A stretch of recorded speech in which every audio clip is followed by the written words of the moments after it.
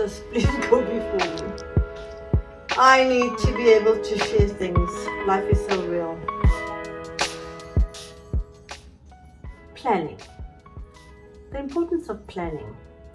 I don't think we realize just how important planning is. You know, what we do today determines where we are tomorrow. And if we don't plan, we find ourselves in disarray. And often people look back and they think, why is this happening to me? When you plan stuff, you get results. Not always good results, depending on what the planning is. But just as an example, there was a time in my life where I could only plan for today because I had no idea what tomorrow holds. And we still don't have any idea on what tomorrow holds. But we can speculate, you know, and when you're intentional about things, you get better results.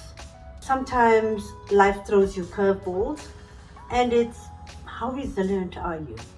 Is there tenacity to withstand? So what I've always had to do is say to myself, next week, next month, next year, the next 5 years, what does my life look like? And sometimes that's such a big question because we don't even know who we are today. We all do things differently, but for me, I like to visualize stuff. So if I put everything down on paper and I actually see it and then work backwards to say, how am I going to get it? What do I have to do today? What do I have to do tomorrow? What do I have to do next week in order to get the desired result that I'm looking for? Now, there's times where you put a time plan in place and it doesn't work according to time because things happen. But then how do I adjust? You know, how do I work around situations? So one wakes up and there's no water, just no water. Open the tap, flush the drain, there's no water. What do? You freak out, right? Because you think, I can't survive without water. We think electricity is one thing, but water, I mean life without water. But from previous planning, a couple of years back, I stepped out and got a couple of JoJo's.